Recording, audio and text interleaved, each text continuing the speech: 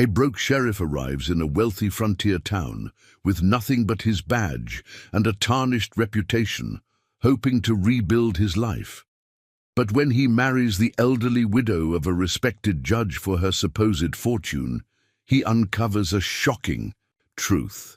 His new wife was once the most feared outlaw queen of the West. As danger from her past threatens their future, the sheriff must decide whether to uphold the law he's sworn to protect or stand by the woman whose dark secrets might be their salvation. This is a story about how true wealth isn't measured in gold, but in the courage to see beyond appearances and find redemption in the most unexpected places.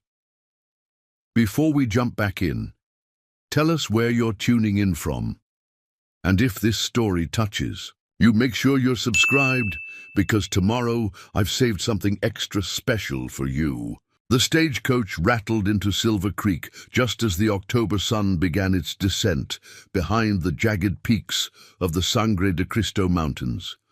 Dust swirled around the wheels like forgotten promises as the vehicle came to a stop outside the only hotel in the prosperous mining town. Inside, Sheriff Jackson Reed clutched his worn leather satchel closer, trying to shield it from the curious glances of his fellow passengers. At 42, Jackson's weathered face told the story of a man who had seen too much and gained too little. His once polished badge was tucked away in his pocket, rather than displayed proudly on his chest, and his clothes, while clean, bore the unmistakable signs of frequent mending. The last $3 he possessed in the world clinked softly in his pocket as the coach lurched to a final stop. "Silver Creek, final stop!" the driver called, his voice nearly lost in the wind that had picked up strength as evening approached. Jackson adjusted his hat and stepped down onto the packed dirt of what the townsfolk grandly called Main Street. The buildings lining both sides spoke of prosperity, unknown in the struggling settlements he'd left behind. A proper hotel with glass windows, a bank built of brick rather than wood, shops with painted signs, and at the far end, a courthouse, whose white columns seemed to mock his current predicament. "Need a hand with your trunk, mister?" the driver asked, eyeing Jackson's solitary satchel with something between curiosity and pity. "No trunk, just this," Jackson replied, his voice carrying the slight rasp that had become more pronounced since the shooting in Cottonwood Springs. That had cost him his position, his savings, and very nearly his life. The driver nodded without comment. He'd seen men arrive with less and leave with nothing at all. Silver Creek had that effect. It either built fortunes or consumed the dreamers who came seeking them. Jackson had come for neither fortune nor dreams. His letter of appointment as Silver Creek's new sheriff had arrived 3 weeks ago, a reluctant response to his desperate applications to every growing town in 3 territories. The salary was modest but secure, the housing provided, and most importantly, it offered distance from the whispers that had followed him since the bank robbery. Gone wrong. Sheriff Reed, Jackson turned to find a small man with spectacles perched precariously on a narrow nose. The man extended a hand that seemed too delicate for the harsh realities of frontier life. "Mayor Wilson Thornton," the man introduced himself. "We expected you on yesterday's coach." "Wheel trouble outside of Denver," Jackson explained, taking the mayor's hand in a grip that was firm but carefully measured. "Appreciate you meeting me regardless." The mayor nodded, his eyes conducting a swift assessment that left Jackson feeling even more conscious of his threadbare appearance. "The sheriff's office and adjoining quarters are prepared," Thornton said, gesturing toward a building across from the courthouse. "Though I must say, we expected someone a bit more substantial." Jackson met the mayor's gaze steadily. "A badge doesn't weigh much, Mr. Mayor, but it carries the law regardless of who wears it." Something like respect flickered across Thornton's face. "Indeed. Well, perhaps you'd care to refresh yourself before meeting the town council this evening. They're eager to discuss priorities for maintaining order in our growing community." "I'd appreciate that opportunity," Jackson agreed. though his stomach tightened at the thought of facing a room of prosperous men while wearing his only shirt. First impressions mattered in positions of authority, and he'd already failed that test with the mayor. As they walked toward the sheriff's office, Thornton provided a running commentary on Silver Creek's rapid growth from mining camp to respectable town. 20 years of silver strikes had transformed the settlement into a place where Eastern investors now felt comfortable sending their money, if not their daughters. And of course, Judge Harrington's decision to establish his practice here brought a level of respectability that attracted the right sort of people, Thornton added with evident pride. His passing last year was a tremendous loss to our community. Jackson made appropriate noises of sympathy while noting the strategic positions of the bank, the assay office, and the 3 saloons that punctuated the main thoroughfare. Old habits died hard, and assessing security risks had become second nature during his 15 years wearing a badge. The sheriff's office proved better appointed than any Jackson had previously occupied. A solid desk, filing cabinets of actual metal, rather than wooden crates, and a gun rack containing 3 Winchester rifles and a shotgun. The living quarters behind the office were similarly impressive. A private bedroom, a sitting area with a small stove, and shelves stocked with basic provisions. Judge Harrington insisted on proper accommodations for law enforcement, Thornton explained. He believed respect for the law began with how its representatives were treated. "Sounds like a wise man," Jackson commented, setting his satchel on the bed and removing his hat. "The wisest," the mayor agreed. "And his widow, Mrs. Eleanor Harrington, continues his legacy of civic involvement. You'll meet her at tonight's council meeting. She holds her late husband's seat until the next election." Jackson's eyebrows rose slightly. "A woman on the town council. Mrs. Harrington is formidable," Thornton said with a small smile. "At 77, she's the oldest resident of Silver Creek and one of its wealthiest. The Harrington estate includes controlling interest in the silver vein mine and significant holdings throughout the territory. Wealth and power, Jackson thought, the twin currencies of frontier justice. His experience had taught him that both could corrupt even the most upstanding citizens, though he kept this observation to himself. "I'll look forward to making her acquaintance," he said instead, his tone neutral. The mayor seemed satisfied with this response. "The council meets at 7 in the courthouse. I'll leave you to settle in." After Thornton departed, Jackson unpacked his meager belongings, a spare shirt nearly as worn as the one he wore, a second pair of trousers, socks darned. So many times the original fabric was barely visible, a shaving kit, and his service revolver. Last came the bundle of letters from his sister in Boston, their edges soft from frequent reading, and the newspaper clipping detailing the Cottonwood Springs robbery that had ended with 2 dead civilians, a wounded bank teller and a sheriff. Too slow to prevent the tragedy, Jackson placed his badge on the desk, its silver surface catching the late afternoon sunlight. His fingers traced the dent where a bullet had struck it 3 years earlier, a reminder that luck was as important as skill in his profession, and his had run desperately short in recent months. His stomach growled, reminding him that his last meal had been a hardtack biscuit shared with a fellow passenger that morning. The $3 in his pocket would need to stretch until his first month's salary, still 2 weeks away, according to the town's letter of appointment. In the small mirror above the wash basin, Jackson assessed his appearance critically.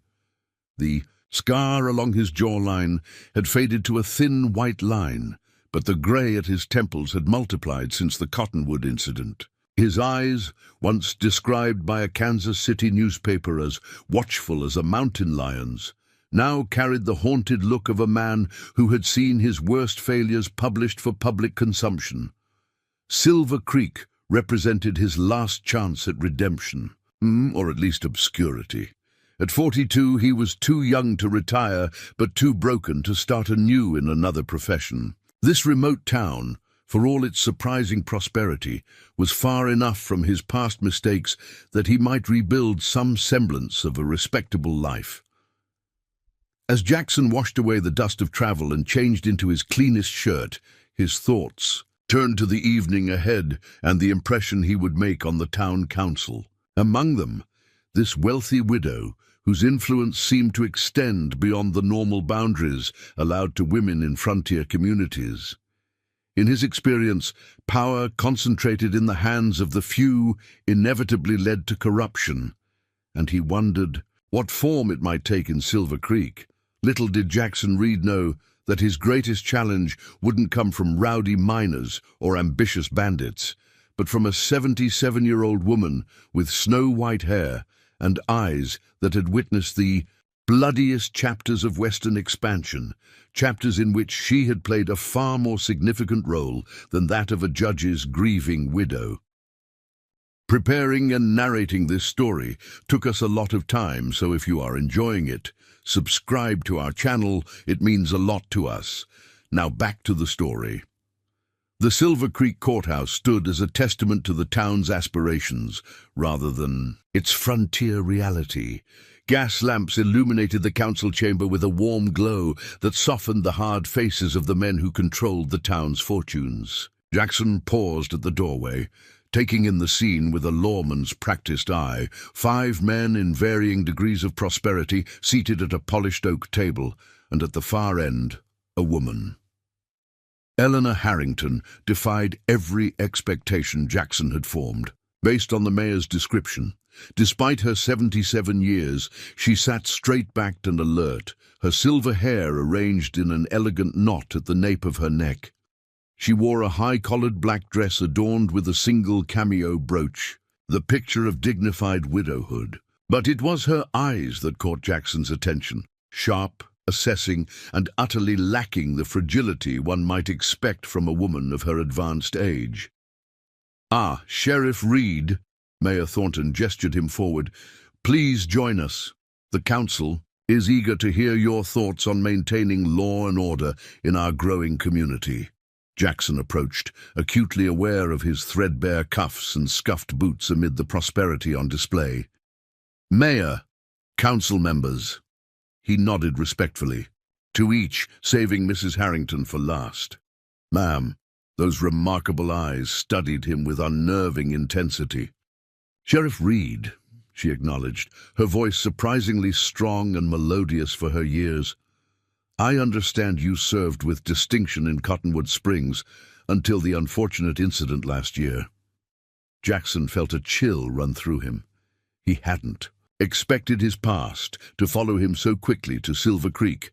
"Yes, ma'am, though I'd hardly call my actions distinguished that day." "Honesty," Mrs. Harrington said, with the barest hint of a smile. "A rare quality in law enforcement, in my experience." Before Jackson could decipher her meaning, the banker, a corpulent man named Clayton Abernathy, cleared his throat impatiently. "We've brought you here to address specific concerns, Sheriff. Silver Creek has grown beyond its humble origins, and with prosperity comes certain elements that require firm management." The meeting proceeded along predictable lines. Abernathy wanted greater protection for the bank and wealthy merchants. George Whitman, owner of the Silver Vein Mine, demanded stricter control of his workers, particularly on paydays when whiskey flowed freely. Walter Prescott, who owned the largest saloon, ironically advocated for limitations on competing establishments. Through it all, Mrs. Harrington remained silent, watching. "And what are your thoughts, Mrs. Harrington?" Jackson finally asked directly, curious about her perspective. The council chamber fell silent, as if Jackson had breached some unspoken protocol.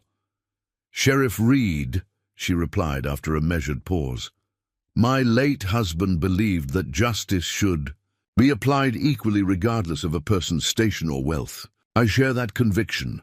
Her gaze swept the table, lingering briefly on Abernathy and Whitman, "though I appear to be in the minority on this council." Tension crackled in the air, revealing fault lines in the town's power structure that Jackson mentally filed away for future reference. "Well stated, Eleanor," Mayor Thornton said hurriedly, "but perhaps impractical given our limited resources. Sheriff Reed cannot be everywhere at once." Indeed not, Mrs. Harrington agreed, which is why character matters more than presence. A sheriff who cannot be bribed is worth 10 who can. Jackson felt the weight of her assessment, wondering if she found him adequate or wanting. The meeting concluded shortly thereafter with general platitudes about cooperation and progress, but the undercurrents of competing interests remained palpable. As the council members filed out, Mrs. Harrington lingered, tapping a silver-headed cane lightly against the floorboards. Jackson realized with surprise that she was waiting for him. "Sheriff Reed, might I trouble you for an escort home? These streets can be treacherous for an old woman after dark." "Of course, ma'am," he replied, offering his arm with instinctive courtesy. Outside, the automare carried the bite of approaching winter. Mrs. Harrington moved with surprising agility for her age, her cane seeming more accessory than necessity. "You arrived with very little, I understand," she remarked as they walked along the boardwalk. Jackson stiffened slightly. "Everything I need to do my job, Mrs. Harrington." "And precious little else, I'd wager." She stopped, turning to face him directly. "My husband valued forthright conversation, Sheriff. Allow me the same courtesy. You came to Silver Creek with empty pockets and a tarnished reputation, hoping for a fresh start." The directness of her assessment left Jackson momentarily speechless. "That's not criticism," she continued.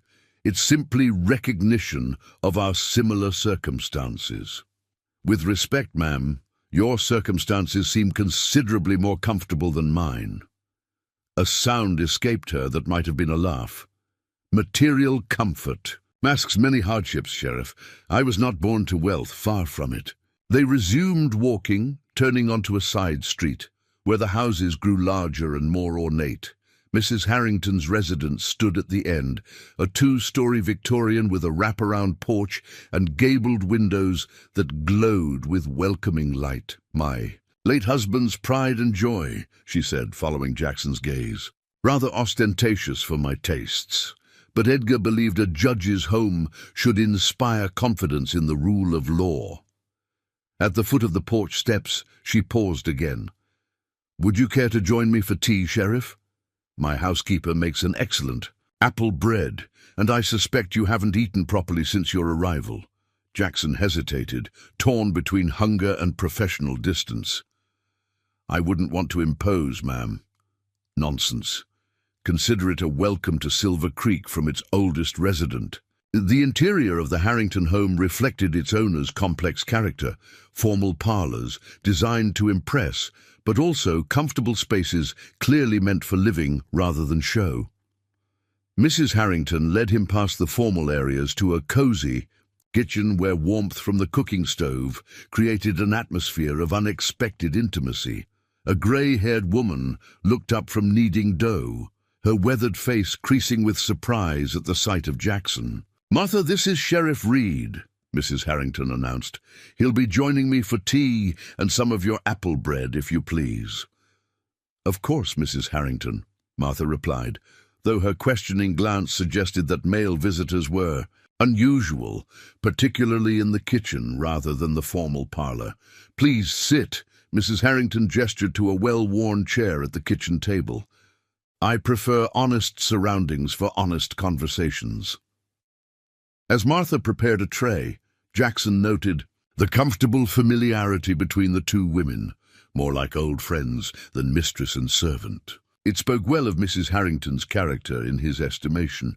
"You're wondering about me," Mrs. Harrington stated, rather than asked, settling into a chair across from him. "About why a woman my age holds a position on the town council and why men like Abernathy and Whitman tolerate it when they clearly find it galling." Jackson allowed a small smile. "The thought had crossed my mind, ma'am. Edgar built this town's legal foundation," she explained. "Established property rights, banking regulations, mining claims, all with an unusual degree of fairness that attracted both capital and labor.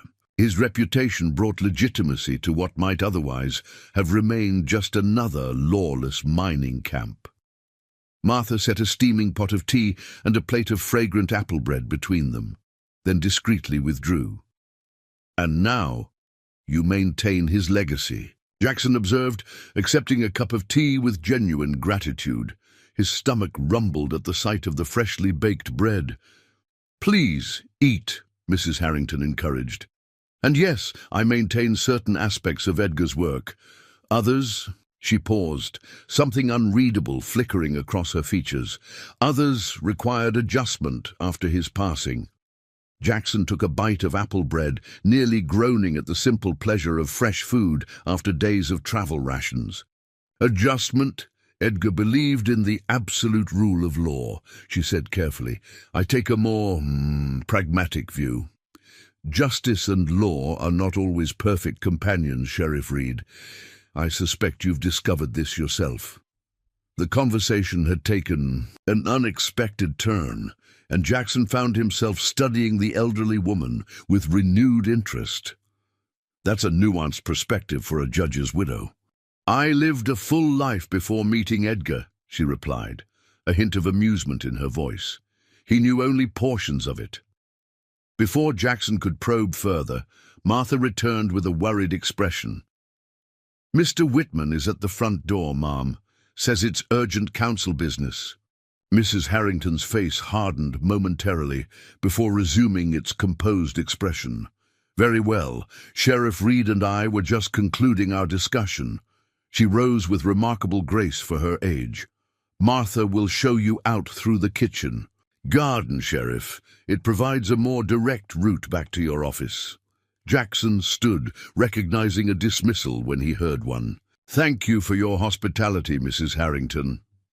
"One more thing, Sheriff," she said, her voice lowered. "Silver Creek presents a respectable face, but currents run beneath it that aren't immediately visible. Proceed with caution as you settle in." "Is that a warning, ma'am?" Jackson asked quietly. "Consider it friendly advice from someone who values your particular combination of honesty and discretion." She offered her hand, which he took gently. "We'll speak again soon." Martha led Jackson through a door at the rear of the kitchen into a well-tended garden, now dormant with approaching winter. At the garden gate, she pressed a cloth-wrapped bundle into his hands. "The remainder of the apple bread," she explained gruffly. "Mrs. Harrington suggested you might appreciate it." "Thank you," Jackson said, genuinely touched by the gesture. "Mrs. Harrington is a remarkable woman." Martha's expression softened slightly. "You don't know the half of it, Sheriff." With that cryptic comment, she closed the gate behind him. As Jackson made his way back to his quarters, he pondered the encounter. Eleanor Harrington was unlike any widow or any woman he had met in his travels. Behind her proper exterior lay a shrewd intelligence and hints of a past more complex than her current status suggested. Most puzzling was her apparent knowledge of his circumstances. Few outside Cottonwood Springs knew the full details of his financial ruin following the robbery, yet she had referenced his empty pockets with unsettling accuracy. In his sparsely furnished quarters, Jackson unwrapped the apple bread and cut a slice, his mind still on the enigmatic widow. His instincts, honed through years of separating truth from falsehood, suggested Eleanor Harrington was hiding something significant behind her respectable facade. The question was whether that secret posed a threat to Silver Creek, or perhaps to Jackson himself.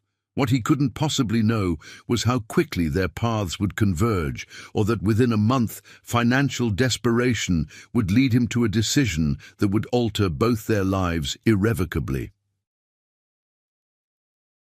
November descended on Silver Creek with bitter winds and the first dusting of snow. Jackson Reed had spent 4 weeks learning the rhythms of his new posting, the miners' paydays that filled the saloons and occasionally the jail cells, the stagecoach arrivals that brought mail and occasionally trouble, and the undercurrents of power that flowed through the town's seemingly respectable facade. His office had become a reflection of his methodical nature, neat files documenting each arrest, maps marking trouble spots, and notes on the key figures whose influence shaped Silver Creek's daily life. What hadn't changed was the desperate state of his personal finances. Jackson stared at the letter in his hands. The Boston postmark, a painful reminder of family obligations he struggled to fulfill. His sister's handwriting, usually so precise, showed signs of distress in its hurried slant. "Dear Jackson, I write with increasing desperation. The doctor insists Timothy must go to the sanitarium in Vermont for his consumption, but the cost is beyond what Thomas's teaching salary can support. Your last draft was most appreciated, but I fear it barely covered Timothy's medicine, let alone the specialized care he now requires. I would not ask if there were any alternative, dear brother. Timothy asks for his uncle daily, his fever bright, eyes full of the stories you shared of Western adventures during your last visit. The doctor gives him 6 months without the sanitarium's treatment. With it, he might see adulthood. Your loving sister, Catherine Jackson, set the letter down, guilt washing over him in familiar waves. Timothy, just 12 years old, had been a bright, active boy during Jackson's last visit to Boston 3 years ago. The consumption had come suddenly last winter, transforming his nephew into a thin shadow, according to Catherine's increasingly desperate letters. The monthly salary from his sheriff's position was adequate for a single man with modest needs. But after sending half to Catherine, it left Jackson perpetually on the edge of subsistence. The last of his savings had gone to Timothy's initial treatments, and his sister didn't know there would be no more drafts coming from her brother's non-existent reserves. A knock at the office door interrupted his brooding. Deputy Levi Parker entered, a lanky young man whose enthusiasm for law enforcement often outpaced his judgment. "Sheriff, 3 miners causing trouble at Prescott's saloon. Nothing serious yet, but Walter's concerned it might escalate." Jackson reached for his hat. "Anyone armed?" "Just the usual knives, far as I could tell. They're Whitman's men, fresh off shift and full of whiskey. Let's go settle them down before someone gets hurt." The situation at Prescott's proved straightforward. 3 exhausted miners blowing off steam after a week underground, their tempers fueled by cheap whiskey and grievances about working conditions. Jackson's measured authority, combined with an unexpected touch of empathy for their complaints, diffused the situation without arrests. "Appreciate your handling of that," Walter Prescott said afterward, passing Jackson a cup of coffee. "Most lawmen would have just clubbed them senseless and dragged them to jail. Violence typically creates more problems than it solves," Jackson replied, accepting the coffee gratefully. The warmth of the saloon was a welcome respite from the November chill, and his worn coat provided less protection than he cared to admit. "True enough," Prescott agreed, studying Jackson thoughtfully. "You're not what I expected when the council hired you. Word was they wanted someone, how shall I put it, more amenable to direction." Jackson sipped his coffee, neither confirming nor denying the observation. His first month had indeed involved numerous attempts by council members to influence his enforcement priorities, most transparently from Whitman, who wanted stricter control of labor organizers among his miners. "Man in my position can't afford to play favorites," Jackson said simply. Prescott nodded, then leaned closer. "Speaking of affording things, forgive my bluntness, Sheriff, but your circumstances seem somewhat strained. If you're in need of additional income, there are opportunities in Silver Creek for a man with your discretion." The offer, though vague, carried clear implications. Jackson had encountered similar propositions throughout his career. Opportunities to supplement a lawman's modest salary by looking the other way on certain matters. "I appreciate the coffee, Mr. Prescott, but I should continue my rounds." Jackson stood, setting his empty cup on the bar with deliberate care. Evening. Outside, the temperature had dropped further, and Jackson pulled his insufficient coat tighter against the wind. As he walked the darkening streets, his thoughts circled back to Catherine's letter and his nephew's deteriorating condition. The sanitarium might be Timothy's only chance, but its cost, nearly 6 months of Jackson's total salary, made it an impossible dream. His rounds complete, Jackson returned to his office to find another visitor waiting.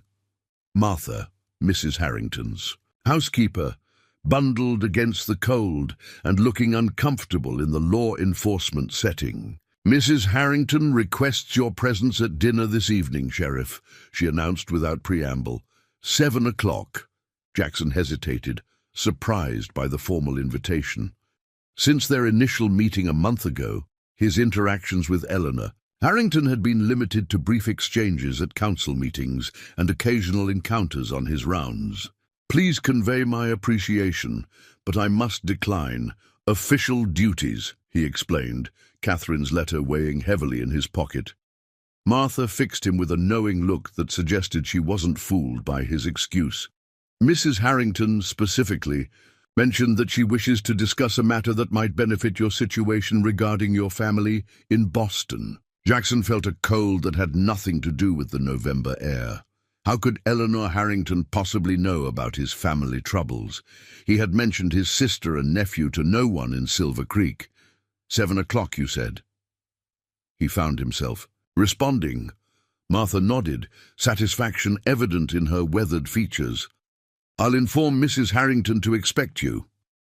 After she departed, Jackson sat heavily in his desk chair, unease spreading through him. The widow's apparent knowledge of his private affairs was unsettling, yet he couldn't deny his curiosity or his desperate need for any potential solution to Timothy's predicament.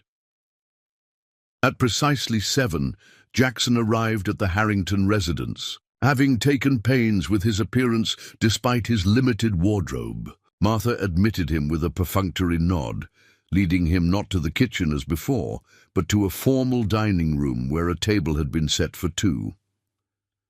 Eleanor Harrington entered moments later, her silver hair elegantly arranged and her black dress adorned with a simple strand of pearls.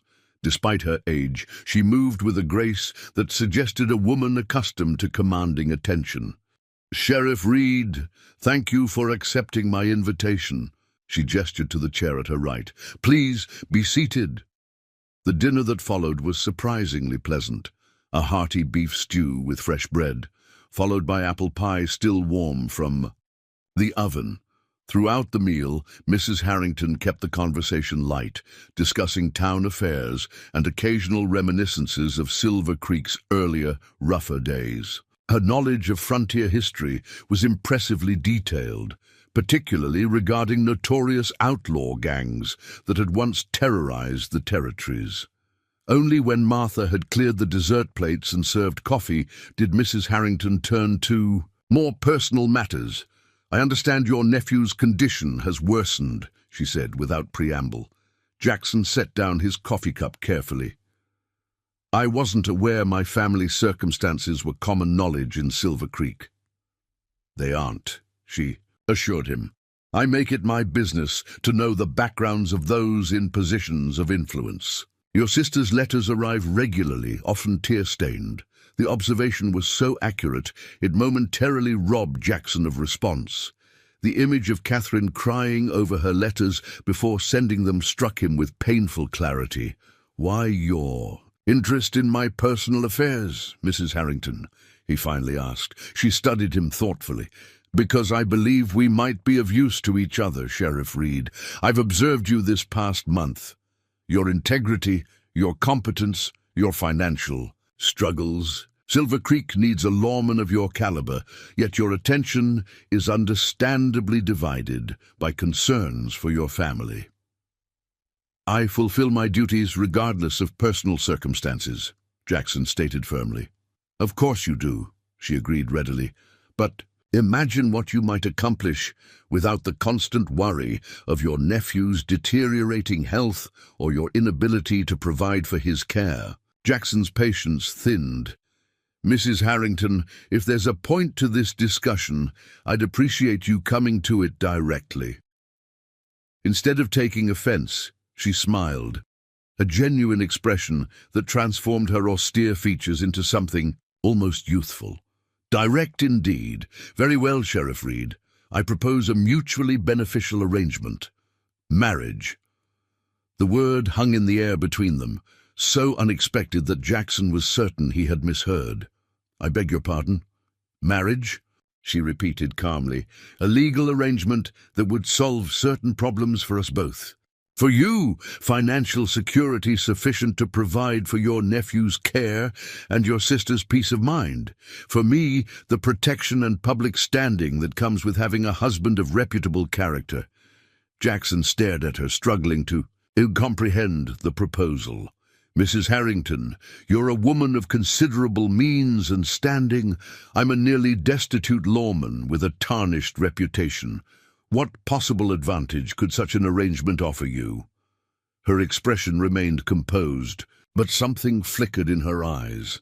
A calculation, perhaps, or a carefully guarded secret. "At 77, Sheriff Reed, I find myself increasingly concerned with my legacy and the security of my later years. The men of this town circle like vultures, waiting for any sign of weakness or declining faculties to challenge my position." She leaned forward slightly. "A husband with both moral authority and physical capability provides a deterrent to such machinations. In return, my resources would ensure your nephew receives the finest treatment available, and your sister need never worry about financial hardship again." Jackson's mind raced. The proposal was outlandish, yet he couldn't deny the elegance of its practicality. Timothy's life against his pride. When framed that way, there was no real choice. "This would be a marriage in name only," Mrs. Harrington continued, apparently reading his thoughts. "Separate quarters, complete independence in our daily affairs. Merely a legal partnership with mutual benefits. People will talk," Jackson said, though he was already calculating how quickly he could send money to Catherine if he accepted. "People always talk," she replied dismissively, "but they respect legal bonds, particularly in a town built on Judge Harrington's principles of law and order." She reached across the table, her aged hand surprisingly firm as it covered his. "Consider it, Sheriff Reed. Your nephew doesn't have the luxury of time for conventional solutions." When Jackson left the Harrington residence an hour later, his mind was a tumult of conflicting thoughts. The proposal was unprecedented, possibly scandalous, yet undeniably practical. By morning, he knew, he would need to give Eleanor Harrington. His answer, and with it, determine the course of not only his future but Timothy's very survival. What he couldn't possibly anticipate was how this decision would soon unearth secrets that had lain buried for decades. Secrets that would transform his understanding of both Eleanor Harrington and the true nature of justice in the American West. The Silver Creek Church had never hosted a more unusual wedding. On a crisp December morning, with snow dusting the ground outside, Sheriff Jackson Reed stood beside Eleanor Harrington before Reverend Thomas Miller. The small gathering of witnesses consisted only of Martha, Deputy Parker, and 2 council members. Mayor Thornton and, surprisingly, Walter Prescott, who had demonstrated a pragmatic acceptance of the arrangement that contrasted sharply with the open disapproval from other town leaders. Jackson wore his sole good shirt and a hastily purchased black tie. Eleanor, defying convention, had chosen a deep burgundy dress rather than the black she had worn since Judge Harrington's passing, a detail that sparked considerable murmuring among the townsfolk who observed the couple's arrival at the church. "Marriage is not to be entered into lightly," Reverend Miller intoned, his expression betraying his bewilderment at uniting a 42-year-old sheriff with a woman 35 years his senior. "But as a sacred covenant before God." Jackson barely registered the familiar words. His thoughts were on the telegram he had sent Catherine immediately after accepting Eleanor's proposal. Funds for Timothy's treatment secured. Details to follow. Have hope. The relief in her response had confirmed he was making the right decision, regardless of personal discomfort or public opinion. "I now pronounce you husband and wife," the Reverend concluded with noticeable hesitation. "You may kiss the bride." Jackson leaned forward, intending a chaste peck on Eleanor's cheek, but she turned subtly at the last moment so that his lips briefly met hers. The contact was fleeting, yet somehow sealing their pact more definitively than the signed marriage certificate. "Well, Sheriff Harrington," Eleanor said with understated humor as they exited the church, her gloved hand resting lightly on his arm. "I believe I'll keep my name professionally, if you don't mind," Jackson replied, managing a small smile despite his discomfort with the public scrutiny they were already attracting. Eleanor's eyes twinkled with unexpected mischief. "As you wish, though legally we share a name now. An interesting symmetry, don't you think? I took Edgar's name when our arrangement began, and now you take mine as we commence ours." The comment struck Jackson as curious, not the comparison itself, but the implication that her first marriage had also been some kind of arrangement. Before he could inquire further, they were approached by the waiting council members. "Congratulations are in order, I suppose," Mayor Thornton said, his discomfort evident in his stiff posture. "Though I must say this development was most unexpected." "Life is full of unexpected turns, Wilson," Eleanor replied smoothly. "Sheriff Reed and I discovered shared values that make this union both practical and personally gratifying." Walter Prescott, more direct than the mayor, extended his hand to Jackson. "Bold move, Sheriff. Ignore the gossips. Most are just jealous they didn't think of it themselves." His wink suggested he understood the financial motivations behind the match far better than Thornton. Martha had arranged a small reception at the Harrington home, now officially Jackson's residence as well, though Eleanor had been clear that he would maintain separate quarters in what had once been Judge Harrington's study. The room had been hastily converted to a comfortable bedroom, connecting to a private washroom that offered far more luxury than the Spartan accommodations behind the sheriff's office. As they entered the house together for the first time as a married couple, Jackson was struck by the strangeness of his new circumstances. 24 hours ago, he had been a near-destitute lawman with dwindling prospects. Now he was legally bound to one of the wealthiest women in the territory. The very small reception passed in a blur of awkward well-wishes and curious stares. By mid-afternoon, the guests had departed, leaving Jackson and Eleanor alone in the formal parlor, a fire crackling in the hearth against the December chill. "I've had papers drawn up regarding your nephew's treatment," Eleanor said, retrieving a folder from a desk in the corner. "The Vermont Sanitarium has been contacted and arrangements made for Timothy's immediate admission. This draft will cover the first 6 months of care, with provisions for extension as needed." Jackson accepted the folder with hands that were not quite steady. Inside was a bank draft for an amount that exceeded his annual salary several times over, along with correspondence confirming Timothy's acceptance to what was reputedly the finest tuberculosis treatment facility in the country.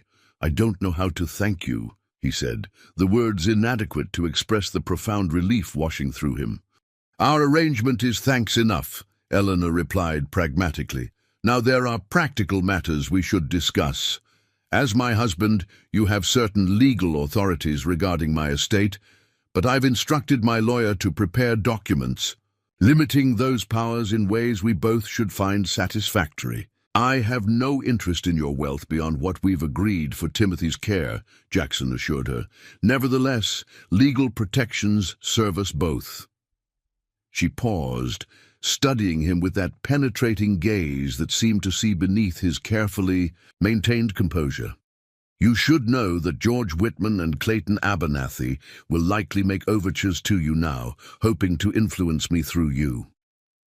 "They'll be disappointed," Jackson stated firmly. A smile touched Eleanor's lips. "I expected nothing less, but be prepared. Silver Creek's power brokers aren't accustomed to resistance." The remainder of the day established the pattern of their unusual marriage. They dined together, conversing with surprising ease about town, affairs, and Jackson's plans for improving law enforcement. Eleanor proved knowledgeable about the territorial legal system and offered perspectives on local disputes that revealed a shrewd understanding of human nature. After dinner, they retired to separate quarters as agreed. Jackson found his new room more comfortable than any accommodation he'd had since leaving his family home in Missouri 20 years earlier. Judge Harrington's extensive law library lined the walls, and a desk positioned near the window overlooked the snow-covered garden. As he prepared for bed, Jackson reflected on the whirlwind of change the day had brought. The marriage certificate on the desk bore witness to a union that defied conventional understanding, yet might save his nephew's life. For that alone, he could weather the gossip and speculation that would inevitably surround them. Sleep came more easily than expected, his conscience clear, despite the unconventional nature of his marriage. If people wished to think him a fortune hunter who had married a wealthy widow for her money, well, there was enough truth in that assessment that he could hardly object, though his motives were far more specific than mere greed. The following morning brought the first test of their new arrangement. Jackson rose early, dressed in his sheriff's uniform, and found Eleanor already at the breakfast table, reviewing correspondence with the efficiency of someone who had managed complex affairs for decades. "Good morning, husband," she greeted him, the term holding a hint of irony. "Coffee? Please." He settled across from her, accepting the cup Martha silently provided. "I'll be moving my personal effects from the sheriff's office today, if that's agreeable." "Of course. I've instructed Martha to prepare the small desk in the downstairs hall for any official papers you wish to keep here." Eleanor set aside her letters, giving him her full attention. "I should mention that I maintain certain business hours for community matters. Tuesdays and Thursdays, I meet with those seeking assistance or counsel. It's a practice Edgar established that I've continued." "You provide legal advice?" Jackson asked, surprised. "Not formally, though I absorbed considerable knowledge during Edgar's tenure. Mostly I help with disputes that don't warrant official intervention. Boundary disagreements, inheritance questions, matters that benefit from a neutral arbiter with some understanding of legal principles." This glimpse into Eleanor's community role intrigued Jackson. Judge Harrington must have been an exceptional man to have established such respect for law in a frontier settlement. Something complicated flickered across Eleanor's features. Edgar believed absolutely in the rule of law. It was both his greatest strength and his most significant limitation. Before Jackson could probe this cryptic assessment, a sharp knock at the front door interrupted their conversation. Martha's voice drifted from the hallway, followed by another, male and insistent. Moments later, she appeared in the dining room doorway, her expression pinched with disapproval. "Mr. Whitman demands to see you both immediately, Mrs. Harrington. Says it's counsel business that can't wait." Eleanor and Jackson exchanged glances, a moment of silent communication that surprised Jackson with its ease. "Show him in, Martha," Eleanor decided, straightening almost imperceptibly in her chair.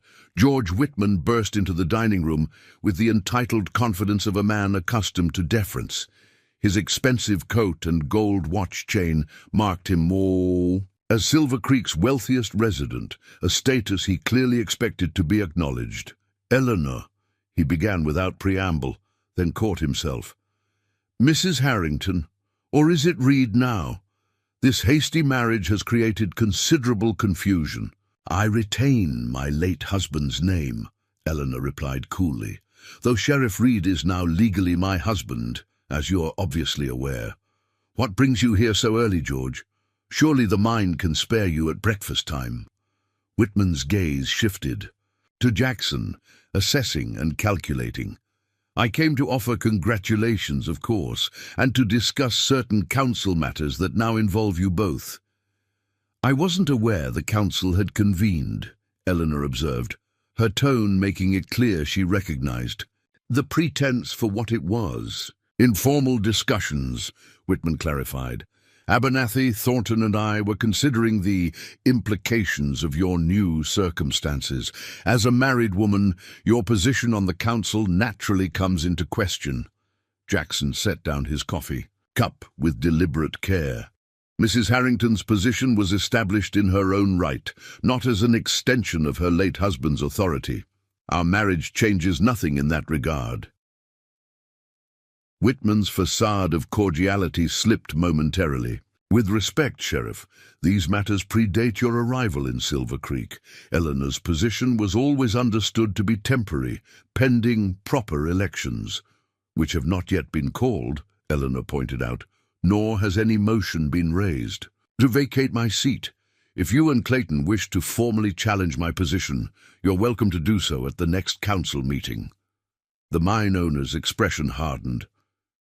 "We had hoped to avoid public confrontation given your advanced years and recent marriage. A graceful withdrawal would serve everyone's interests.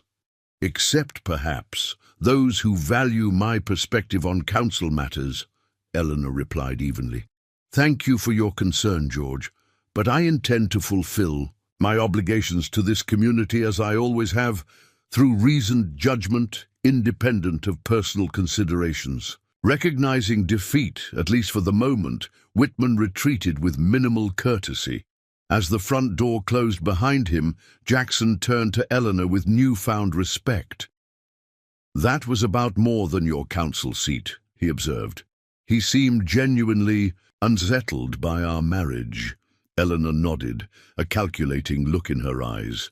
"George has wanted control of the Silver Vein's eastern extension for years, land that belonged to Edgar and now to me. He assumed as a widow I would eventually be persuaded to sell, especially as age made independence more difficult. And now that calculation has been disrupted," Jackson concluded, beginning to understand the broader implications of their arrangement. "Precisely." Eleanor's smile held satisfaction. "Our marriage offers me protection beyond what George anticipated, and he's realizing that his plans may require significant adjustment." As Jackson prepared to leave for his duties, he found himself re-evaluating Eleanor Harrington yet again. Her strategic thinking and political acumen were sharper than he had initially credited, suggesting depths to her character that extended far beyond the role of respected widow. What remained unclear was how much of her motivation for their marriage stemmed from these local power struggles versus her stated desire for security in her later years. The question lingered in his mind as he walked through the snow-covered streets toward the sheriff's office, nodding acknowledgement to the curious glances from townsfolk still processing the news of Silver Creek's most unexpected marriage. Little did Jackson know that beneath Eleanor's dignified exterior and calculated maneuvers lay secrets far more consequential than land disputes or council politics, secrets that, once revealed, would force him to question everything he believed about law, justice, and the woman he now called wife. January settled over Silver Creek with a bitter cold that sent temperatures plummeting and kept most residents close to their hearths. 6 weeks into his unconventional marriage, Jackson had established a routine that balanced his sheriff's duties with his new domestic situation. He maintained his office in town during daylight hours, patrolled the streets and saloons during evenings when trouble was most likely to brew, and returned to the Harrington house for late dinners with Eleanor. To his surprise, these dinners had become something he genuinely looked forward to. Eleanor's sharp mind and vast knowledge of territorial history made for engaging conversation, while her insights into the town's complex social dynamics proved invaluable to his work. They had developed an easy companionship that, while not romantic, contained a growing mutual respect that Jackson hadn't anticipated. The arrangement had also fulfilled its primary purpose. Timothy had been installed at the Vermont Sanitarium since mid-December, and Catherine's weekly letters reported gradual improvement in his condition. The specialized treatments, impossible without Eleanor's financial support, were already showing results that the Boston doctors had deemed unlikely. For this alone, Jackson felt his unusual marriage had been worthwhile, regardless of the lingering whispers and sidelong glances from Silver Creek's residents. On this particular morning, Jackson sat at his office desk reviewing reports from neighboring settlements about a gang of cattle rustlers operating throughout the territory. The descriptions matched methods used by the infamous Reynolds brothers, who had evaded capture for nearly 3 years despite substantial bounties on their heads. "Deputy," Parker entered, stamping snow from his boots. "Mail's in, Sheriff. Got a letter from back east for you and the Territorial Dispatch." Jackson accepted the correspondence, immediately recognizing Catherine's handwriting on the envelope. He set it aside for private reading later and focused on the official dispatch first, scanning for any information about the rustlers. What he found instead was far more disturbing. Halfway through the standard bulletins about wanted criminals and territorial regulations was a notice that sent a chill through him, unrelated to the January weather. Notice to all law enforcement officers.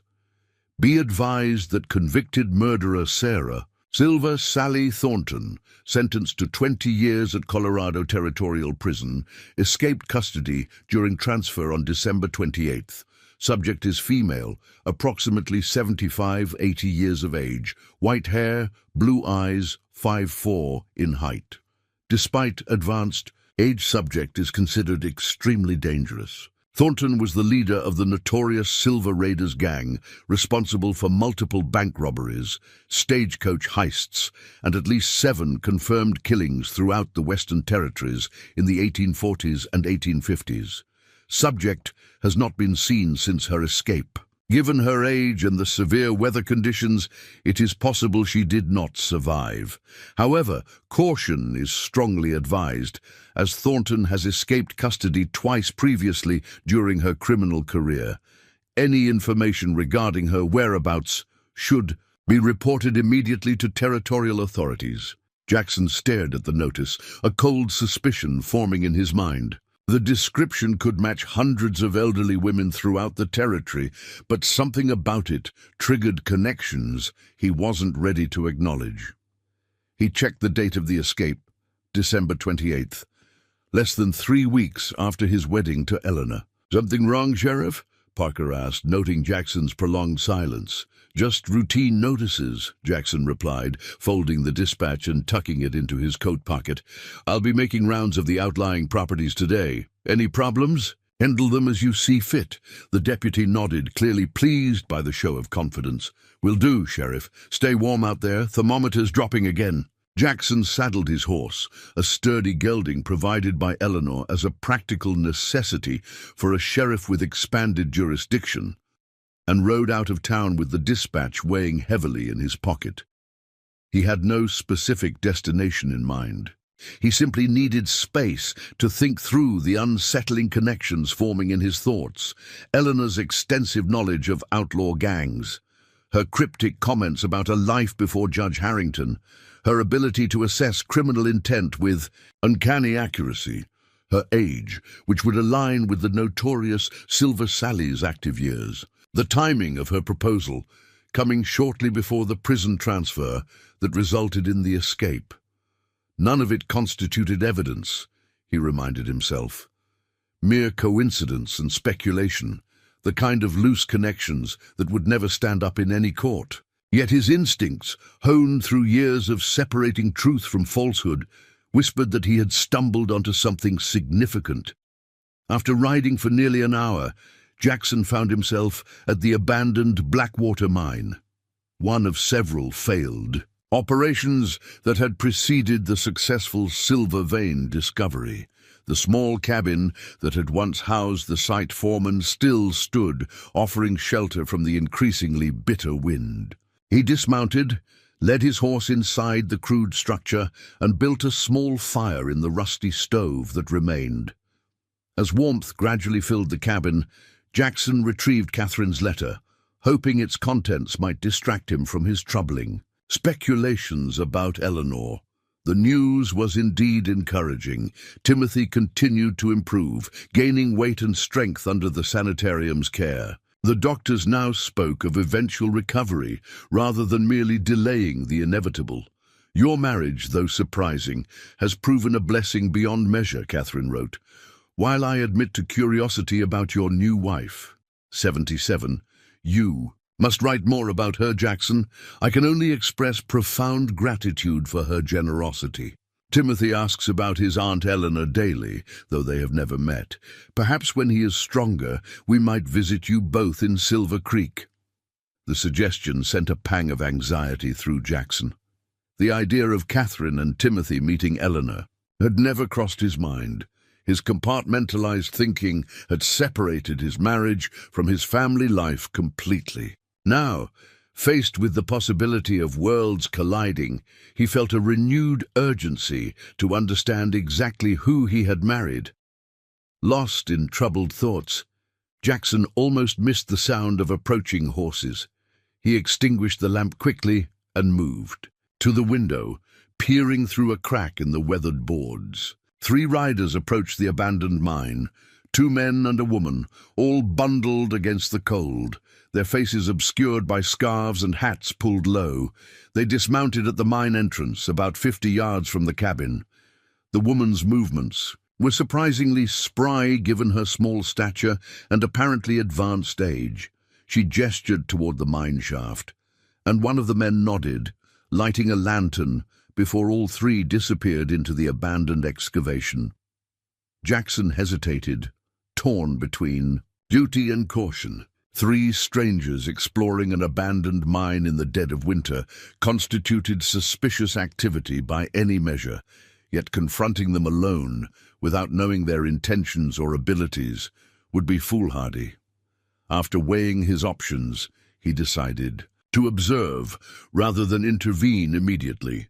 Moving silently, Jackson exited the cabin and approached the mine entrance, keeping to cover when possible. The shaft descended at a gentle angle for about 20 yards before opening into what had once been the main chamber. Voices echoed from within, too distant to distinguish words but clear enough to follow. Pressing himself against the rough wall, Jackson inched forward until the conversation became audible, the acoustics of the excavated chamber carrying sound effectively in the cold, still air.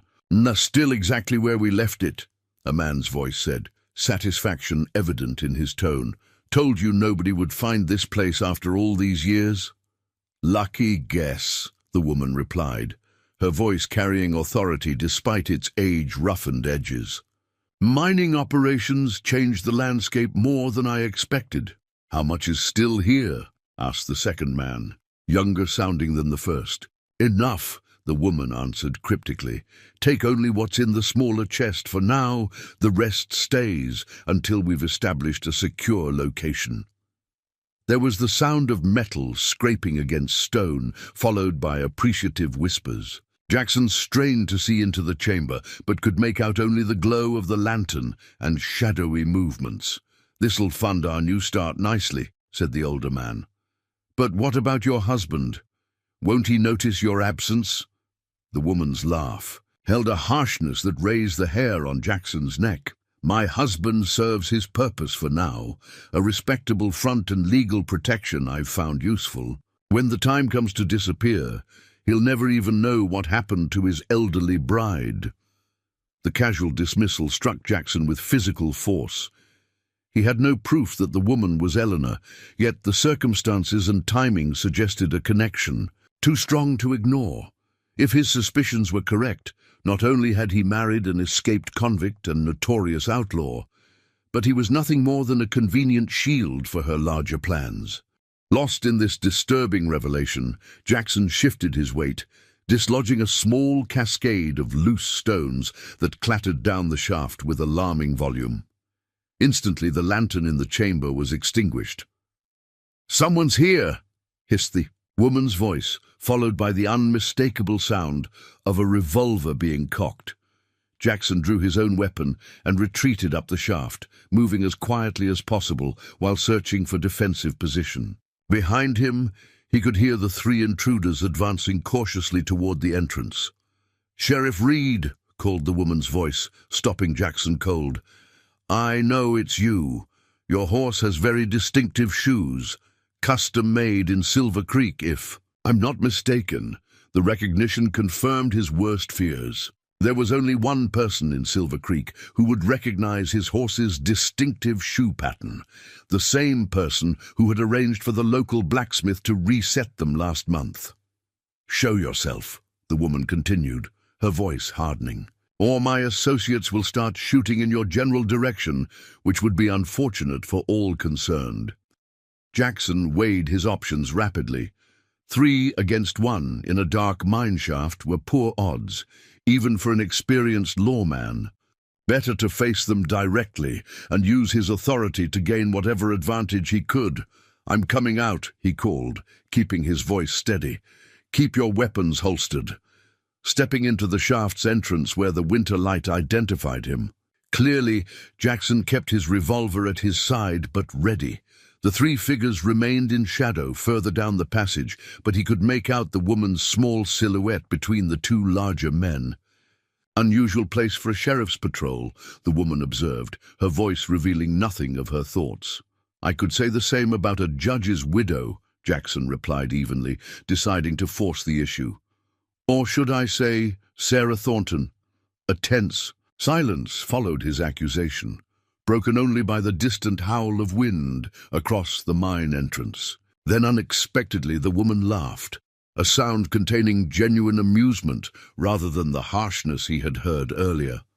"Not bad, Sheriff," she said, stepping forward into the diffuse light, though not entirely accurate either. As she unwound the scarf protecting her face, Jackson found himself looking not at Eleanor Harrington, but at a stranger with similar white hair, yet sharper features and colder eyes. The resemblance was striking enough that they could be sisters, but this was definitely not the woman he had married. "You seem disappointed," the woman observed with a calculating smile.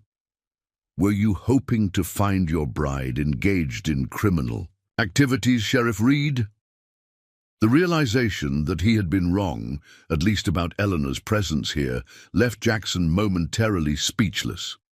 Before he could recover, the situation deteriorated rapidly as one of the men stepped forward, gun now clearly visible. "We should kill him, Sally," the man stated flatly. "He's heard enough to cause problems." "Sally?" Jackson repeated, his original suspicion flaring anew, despite the woman not being Eleanor. "Silver Sally Thornton? My reputation precedes me." The woman acknowledged with a slight bow that held mocking deference. "Though I prefer Sarah these days. Titles are for the young and flashy." Jackson's mind raced. If this was indeed the escaped convict from the Territorial Dispatch, he was facing one of the most notorious outlaws in Western history, a woman responsible for multiple murders and robberies across 3 decades of criminal activity. "You're under arrest, Mrs. Thornton," he stated, raising his revolver despite the overwhelming odds against him. "You and your companions." All 3 laughed at this, the sound echoing ominously in the confined space of the mine shaft. "Your dedication to duty is commendable, Sheriff," Sarah said, "but rather impractical under the circumstances."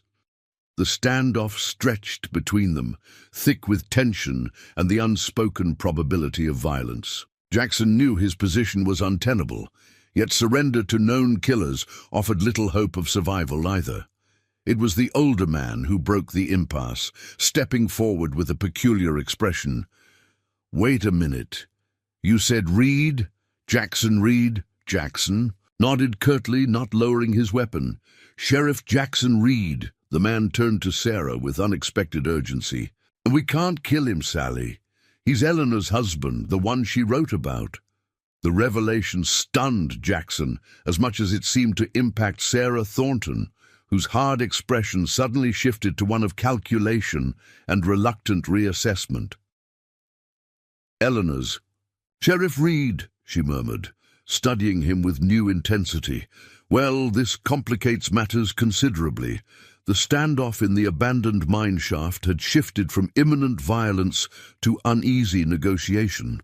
Jackson kept his revolver steady, despite the odds against him, while Sarah Thornton, the notorious Silver Sally herself, regarded him with calculated reassessment. "Eleanor's husband," she repeated, as if testing the concept. "How unexpected." "You know my wife," Jackson stated rather than asked, pieces falling into place with disturbing implications. Sarah's weathered face creased with something between amusement and caution. "We have history, yes, which puts us all in a rather delicate position." She gestured to her companions. "Lower your weapons, boys. I need to think." The men complied reluctantly, though they remained poised for action. The older one, grey-haired and lean, with the hardened look of a lifetime outlaw, kept his eyes fixed on Jackson with open hostility. "He's law, Sally," the man growled. "Doesn't matter who he married." "It matters more than you know, Frank," Sarah countered. She studied Jackson with narrowed eyes. "Tell me, Sheriff Reed, does Eleanor know you're out here today? Did she send you to find us?" "My wife has no knowledge of my whereabouts," Jackson replied carefully. "I was checking abandoned properties as part of routine patrol." A lie by omission, but necessary given his vulnerable position. His actual purpose, seeking solitude to contemplate the disturbing coincidences linking Eleanor to Silver Sally, now seemed almost prophetic. Sarah seemed to weigh his words, then made a decision. "Frank, Tom, take the sheriff's gun and secure his hands. We need to have a private conversation without the distraction of potential gunplay." Jackson tensed as the men approached. "I'm still a law officer. This is assaulting an officer of the law, another charge to add to your escapee status." Sarah's laugh held genuine mirth. "Sheriff, I have 7 murder convictions and 23 armed robberies on my record. One more charge hardly concerns me." Seeing no viable alternative, Jackson surrendered his weapon. Frank bound his hands with practiced efficiency while the younger man, Tom, kept him covered. "The cabin," Sarah directed, "more comfortable for a lengthy discussion." They led Jackson back to the abandoned foreman's cabin where he had taken shelter earlier. The small fire he had built still provided modest warmth. Sarah settled herself on a battered chair, while her companions positioned Jackson on an overturned crate, keeping their weapons ready, but no longer aimed directly at him. "So," Sarah began, unwinding her scarf and removing her gloves, "Eleanor Harrington took a husband, a lawman no less. I wonder if you have any idea who you've actually married." "Sheriff Reed, enlighten me," Jackson replied, maintaining a calm he didn't entirely feel. Sarah's eyes, sharp despite her years, assessed him thoroughly. "What has she told you about her past before Silver Creek, before Judge Harrington?" "Very little," Jackson admitted. "Only that she lived a full life before meeting the judge." This elicited a bark of laughter from Sarah. A diplomatic way of putting it. She leaned forward, her voice dropping conspiratorially. "You know who I am, the notorious Silver Sally, leader of the Silver Raiders, terror of the frontier banking industry. But do you know how I earned that name?" Jackson remained silent, sensing the revelation to come would change everything. "It wasn't my hair color," Sarah continued, touching her white locks. "It was because we specialized in silver shipments, mining payrolls, bullion transports, and government funds for Indian agencies. A more lucrative specialty than general robbery, you understand." "Your point?" Jackson prompted, though dread was building in his chest. "My point, Sheriff, is that the Silver Raiders were not just me. We were 4 women, sisters in crime if not in blood. The newspapers called us the Silver Sisters, though only 2 of us were actually related." Sarah's eyes glittered with memories. "Myself, Margaret Diamond Meg Wallace, Patricia Red Pat Collins, and Eleanor Queen Eli Blackwood." The name hit Jackson like a physical blow. Blackwood, not Harrington. The maiden name Eleanor had never mentioned.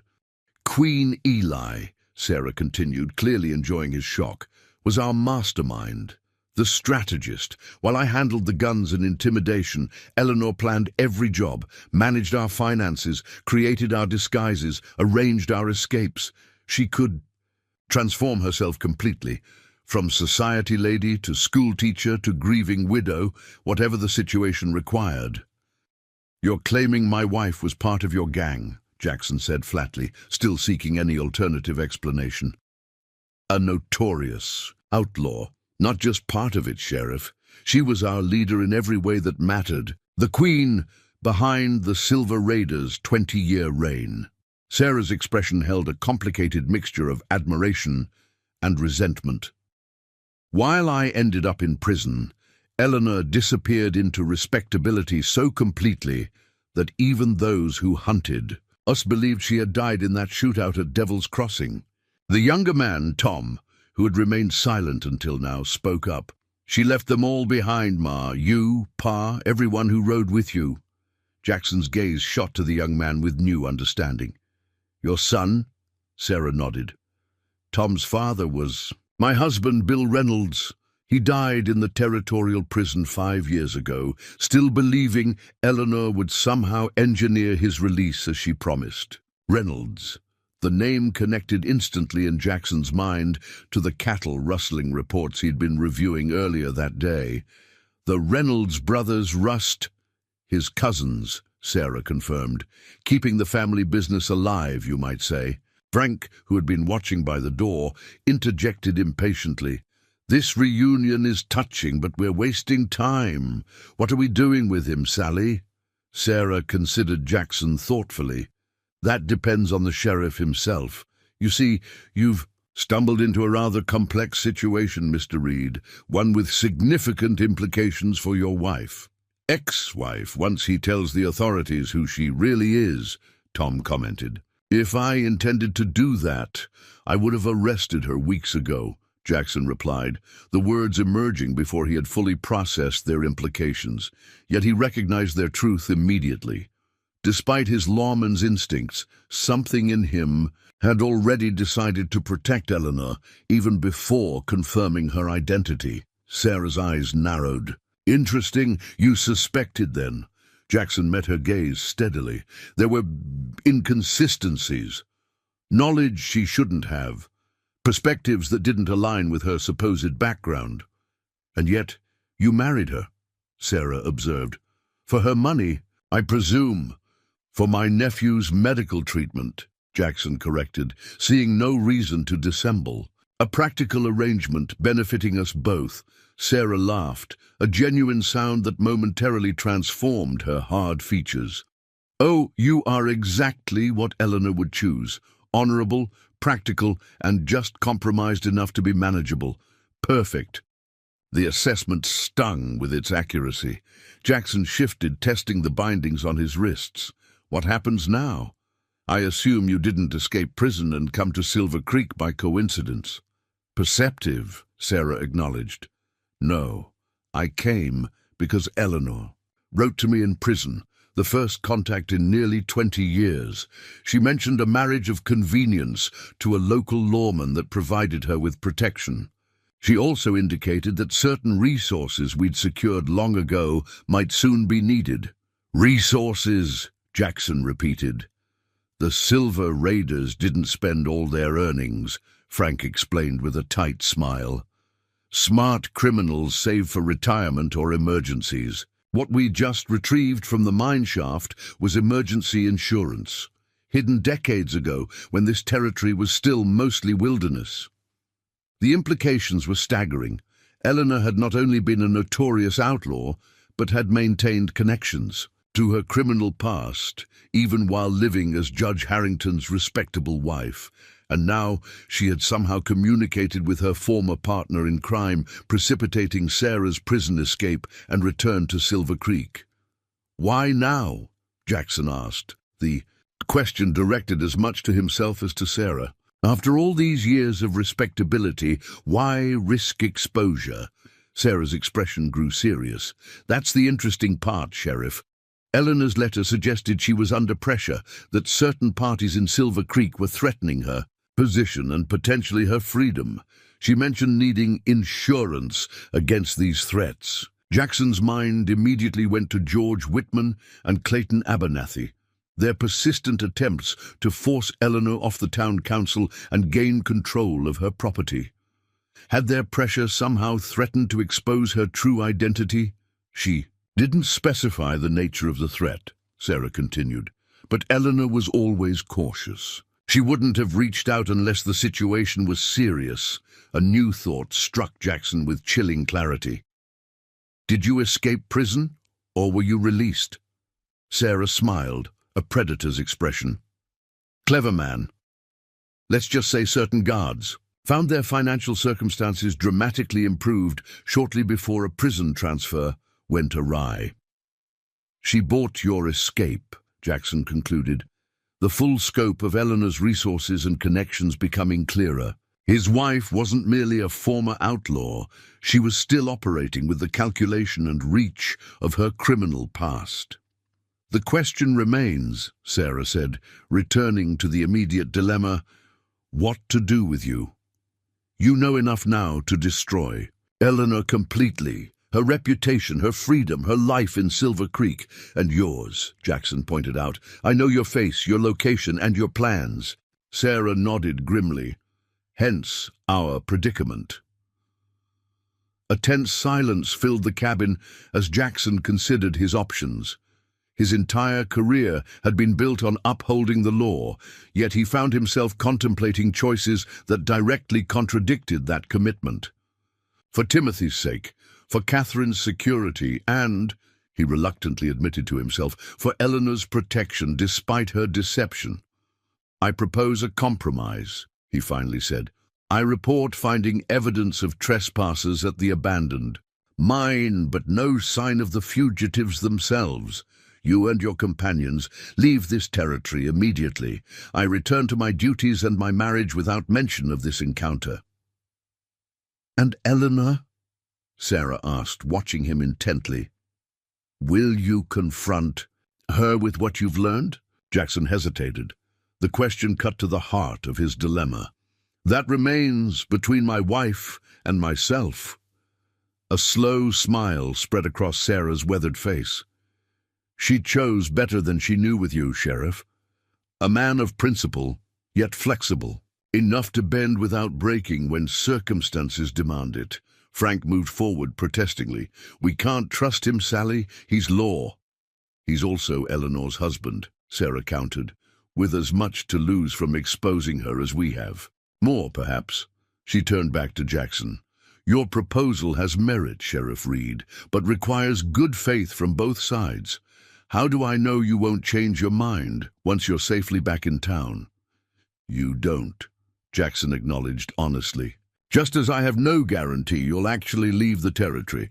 Trust isn't our strong suit, given our respective positions. No, Sarah agreed, but mutual interest is a reasonable substitute.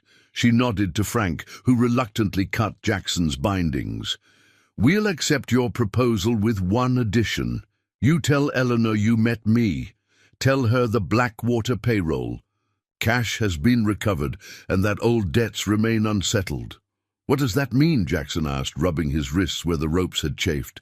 She'll understand, Sarah said cryptically. Now, I believe it's time for us all to leave this miserable excuse for shelter and go our separate ways. Your gun will be returned once we've mounted up. As they stepped outside into the bitter January cold, Jackson was struck by the surreal nature of the encounter. He had come seeking solitude to contemplate suspicions about his wife, only to have those suspicions confirmed in the most dramatic fashion possible. Now he faced returning to Eleanor with knowledge that would forever alter their relationship, yet uncertain how or whether to confront her with the truth. True to her word, Sarah instructed Tom to return Jackson's revolver. Once they had all mounted their horses, "A pleasure making your acquaintance, Sheriff Reed," she called as they prepared to ride away. "Give my regards to Queen Eli. Tell her Sally says the crown still fits." Jackson watched them disappear into the swirling snow, the notorious Silver. Sally Thornton and her companions becoming ghostly shapes before vanishing completely into the white landscape. Only then did he holster his weapon with hands that were not entirely steady. His world had been upended, certainties replaced with uncomfortable questions.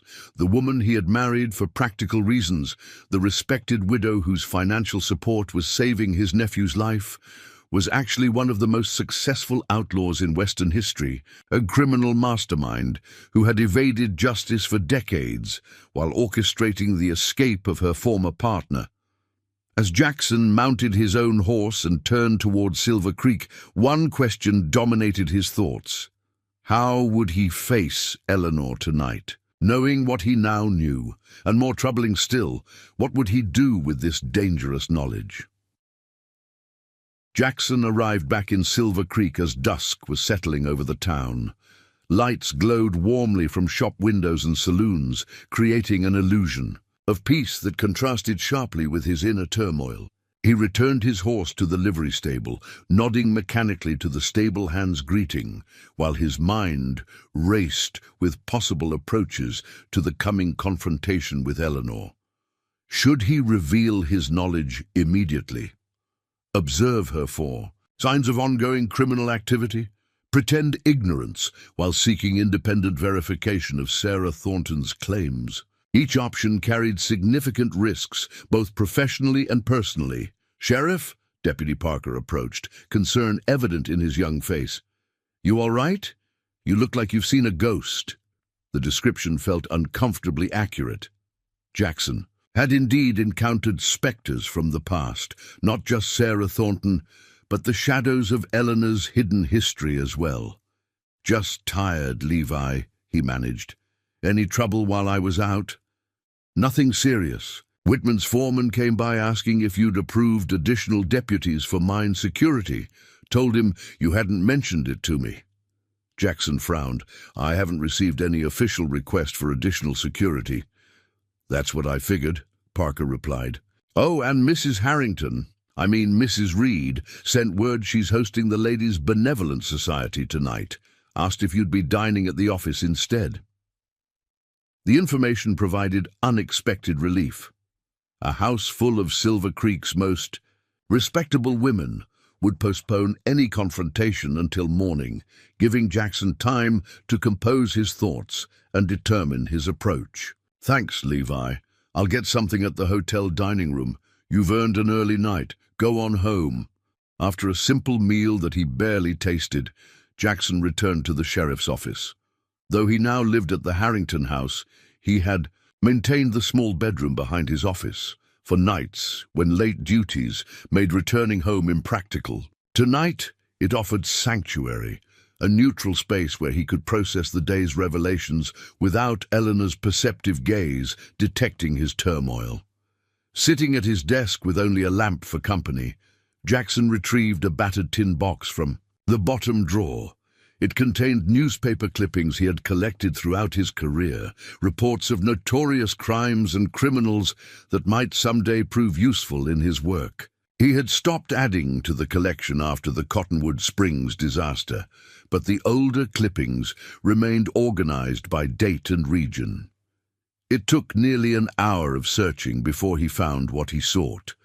A yellowed newspaper from 1852, its headline boldly proclaiming, "Silver Raiders strike again. Territorial Bank loses $25,000 in daring daylight robbery." The accompanying article described 4 masked figures identified by witnesses as women who had efficiently emptied the bank's vault while holding customers at gunpoint. No one had been harmed, but the robbery's precision and the bandits' clean escape had baffled authorities. A crude illustration accompanied the article based on witness descriptions of the gang. Though lacking detail, it showed 4 female figures of varying heights. The tallest, labeled "believed to be leader," held a distinctive pistol with an ornately carved grip. Jackson stared at the illustration, remembering with sudden clarity an elegant, silver-handled pistol he had glimpsed in Eleanor's bedside drawer when returning a borrowed book. At the time, he had thought it merely an unusual choice for personal protection. Now, its significance seemed far more ominous.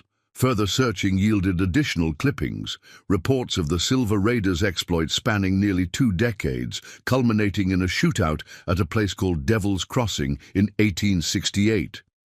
According to the account, 2 gang members had been killed, one captured, presumably Sarah Thornton, and one escaped, believed fatally wounded. The surviving histories contain no mention of names beyond Silver Sally, suggesting the true identities of the other women had never been confirmed by authorities. It would have been simple enough for Eleanor Blackwood to vanish and re-emerge elsewhere with a new identity, especially with the substantial funds the gang had accumulated over their criminal career. What remained unclear was how and when she had transformed into the respectable wife of Judge Edgar Harrington. Had she genuinely reformed, or had the judge's position provided perfect cover for her retirement from active criminality? Most troubling was the question of whether Judge Harrington himself had known his wife's true identity. The grandfather clock in the outer office chimed midnight, startling Jackson from his research. The Ladies' Benevolent Society would have departed hours ago, leaving Eleanor alone in the house, perhaps wondering about his absence, perhaps not. Decision crystallized within him. He would return home and confront her directly. After weeks of marriage, he had learned enough about Eleanor to recognize that subterfuge would be futile against her perceptiveness. Only a direct approach had any hope of yielding honest answers. The streets of Silver Creek lay silent under a fresh blanket of snow as Jackson made his way home. The Harrington house, he still thought of it that way despite their marriage, stood dark except for a single light in the parlor window. Eleanor was waiting up. He entered quietly, removing his snow-covered boots in the foyer. Martha would have retired hours ago, leaving him and Eleanor truly alone for this confrontation. The house felt different somehow, the elegant furnishings and tasteful decorations now seeming like elaborate props in a long-running performance. Eleanor sat in her favorite chair by the fireplace, a book open in her lap, though her attention was clearly elsewhere. She looked up as Jackson entered the parlor, her expression revealing nothing beyond mild interest. "You're home late," she observed. "I trust nothing serious required your attention." Jackson removed his hat, turning it slowly in his hands. "I had an interesting encounter today at the abandoned Blackwater mine." Something flickered in Eleanor's eyes, so brief he might have imagined it had he not been watching closely. "Oh? Trespassers again? That property has been troublesome since the operation closed." "Not ordinary trespassers," Jackson replied, maintaining steady eye contact. "Sarah Thornton sends her regards. She says, and I quote, 'The crown still fits Queen Eli.'" The silence that followed was absolute, broken only by the soft popping of the fire. Eleanor's face remained remarkably composed, though her hands tightened almost imperceptibly on her book. "I see," she said finally, her voice steady. "And did Sally mention anything else during this encounter?" "That the Blackwater payroll. The cash has been recovered, that old debts remain unsettled." Jackson set his hat aside, "and that Eleanor Blackwood didn't die at Devil's Crossing as authorities believed." Eleanor closed her book carefully, setting it on the side table before, meeting his gaze again. "You've had quite an educational day, Sheriff Reed. Is it true?" he asked directly, though he already knew the answer. "Which part?" A hint of irony colored her tone. "That I was once known as Queen Eli, that I led the most successful all-female gang in territorial history, that I've lived under an assumed identity for over 30 years. She sighed softly. "Yes, Jackson, it's all true." Despite having anticipated this confirmation, hearing it stated so plainly sent a shock through him. The woman before him, his wife of 6 weeks, had calmly admitted to a criminal past that would send her to prison for life if discovered. And Judge Harrington? Jackson asked, needing to understand the full scope of her deception. Did he know who he was marrying? Eleanor's expression softened slightly. Edgar knew aspects of my past, though not every detail. He believed I had been involved with unsavory elements in my youth, but had reformed. A partial truth that satisfied. His sense of redemption and justice without forcing him to confront uncomfortable realities. You used him, Jackson stated flatly. His position, his respectability, his name. No.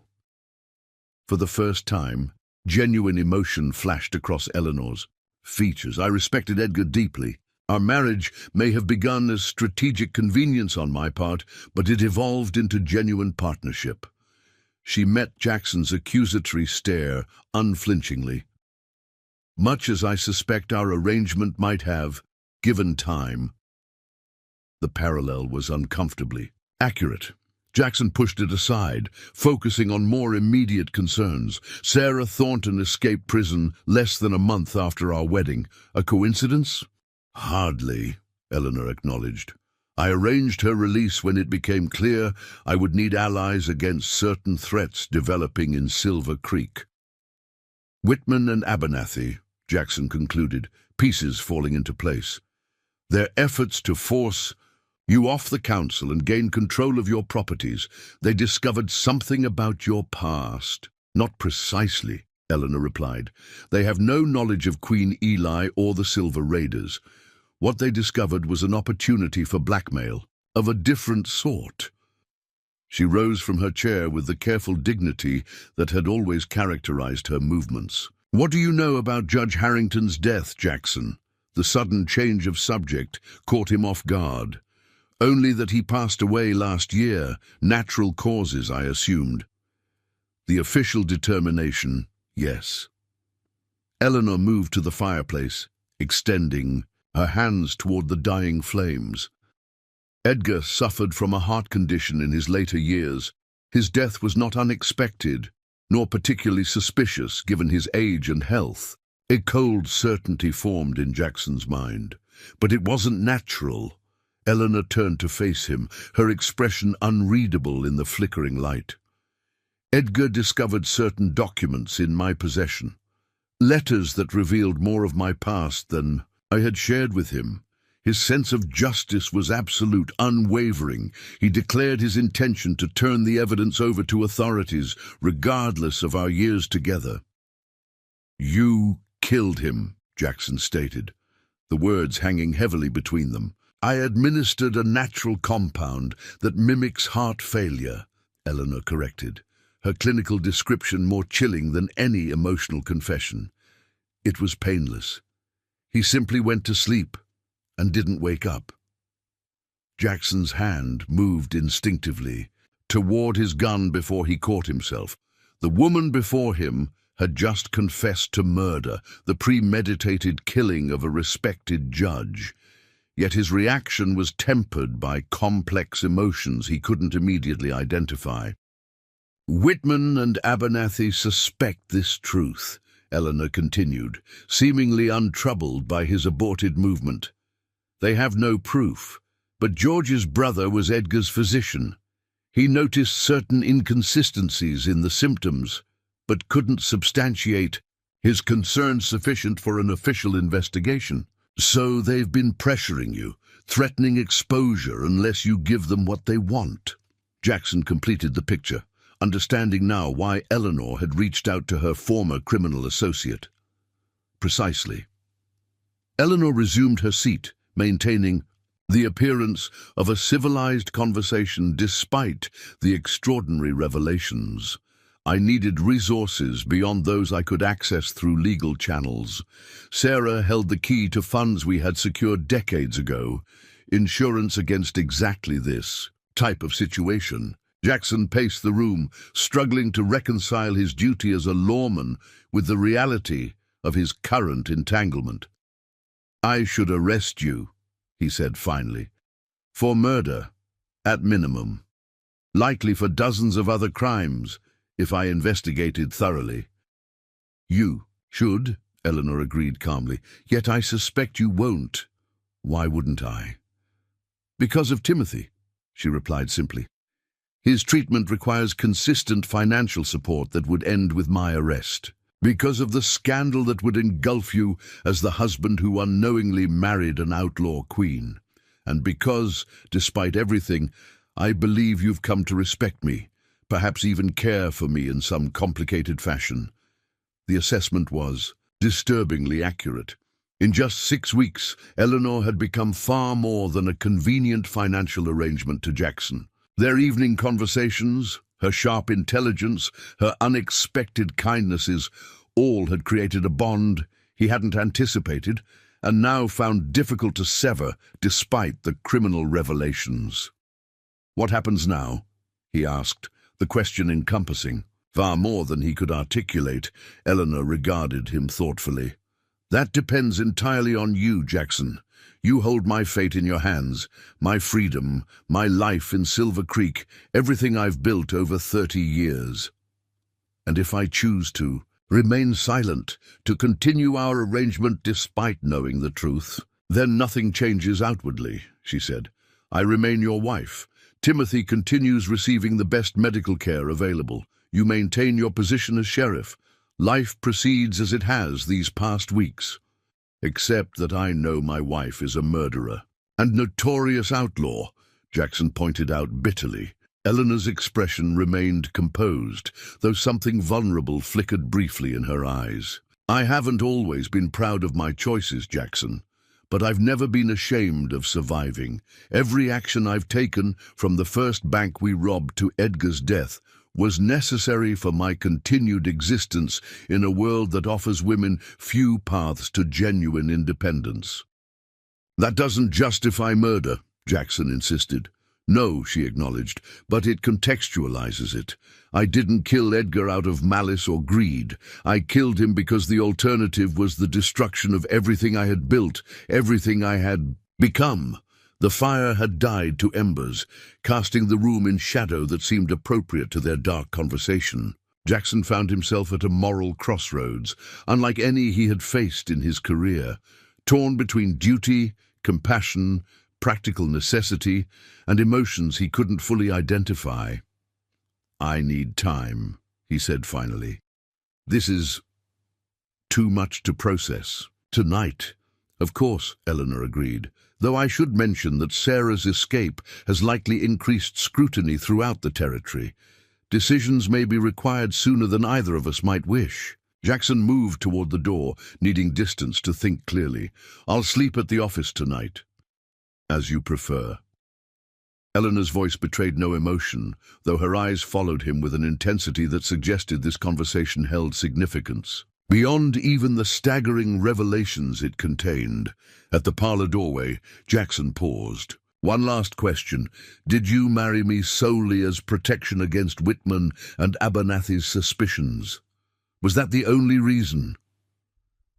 For the first time that evening, Eleanor hesitated, something genuine breaking through her composed facade. Initially, yes, you represented legal protection and respectable cover during a vulnerable period. A ghost of a smile touched her lips. But I've discovered these past weeks that I enjoy your company far more than anticipated. You remind me in certain ways of who I might have been under different circumstances. It wasn't love.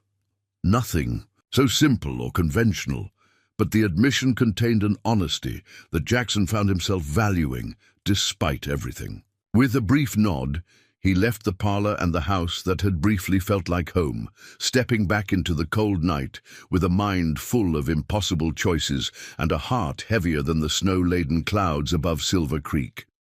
3 days of bitter snowstorms kept Silver Creek in nature's grip, mirroring the frozen indecision that had settled over Jackson Reed.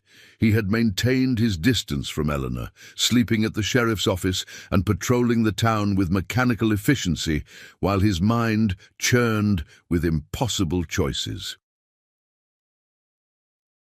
On the 4th morning, as weak sunlight finally broke through the clouds, Deputy Parker arrived with news that forced Jackson's hand. "Territorial marshals," Parker announced, stomping snow from his boots. "Two of them just checked into the hotel. Word is they're tracking Sarah Thornton. Believe she might be headed this way because of old connections in the area." Jackson's stomach tightened. "Did they say what connections?" "Not specifically," Parker replied, "but they've requested a meeting with you at noon. Said they have questions about certain residents with lengthy histories in the region." "I'll be there," Jackson assured him, maintaining an outward calm that belied his inner turmoil. After Parker departed, Jackson sat heavily at his desk. The arrival of territorial marshals seeking Sarah Thornton meant the noose was tightening, not just around the escaped convict, but potentially around Eleanor as well. If the marshals were investigating old connections, how long before they uncovered the truth about the respectable Mrs. Harrington?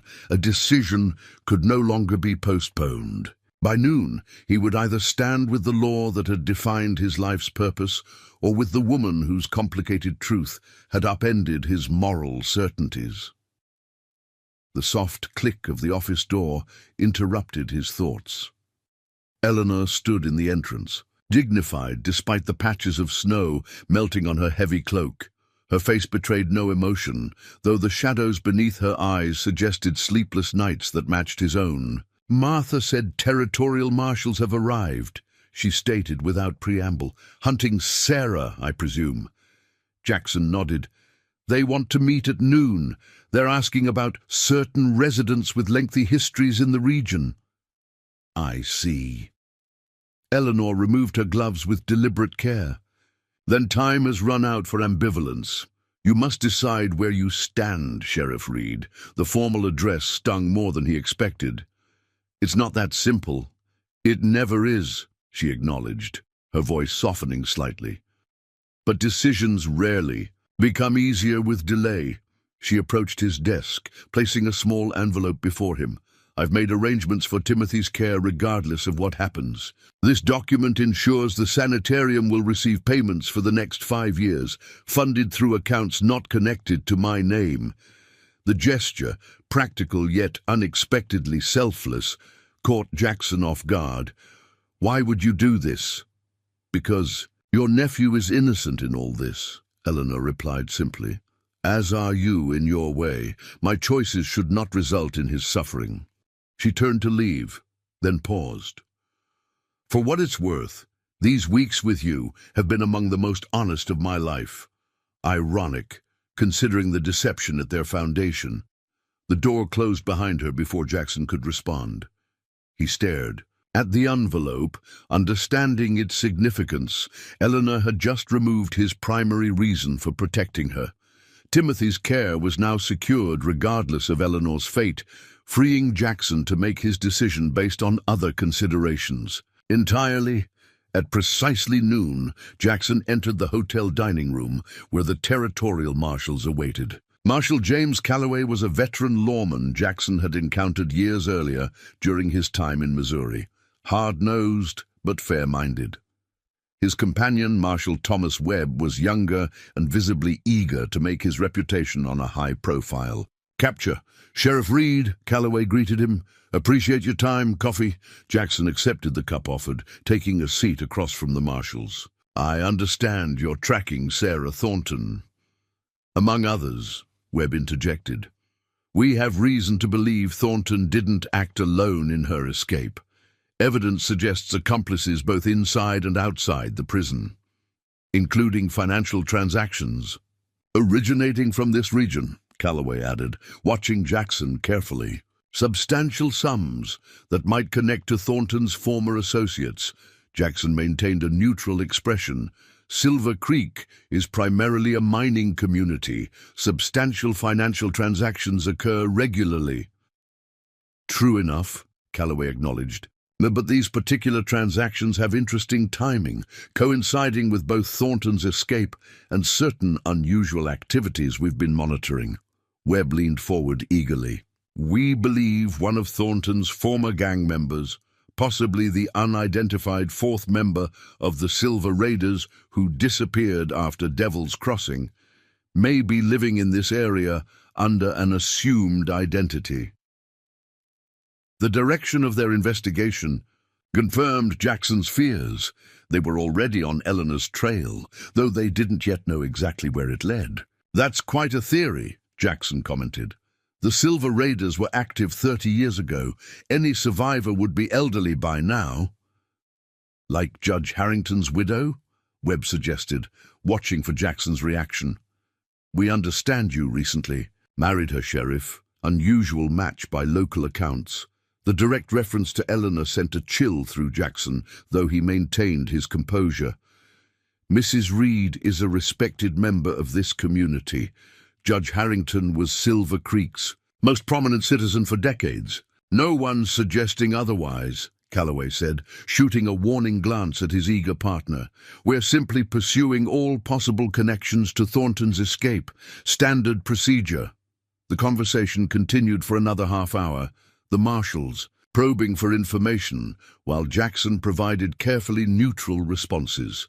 When they finally concluded, Calloway lingered as Webb departed. "Known you a while, Reed," the veteran marshal said quietly. "Always found you to be a straight shooter.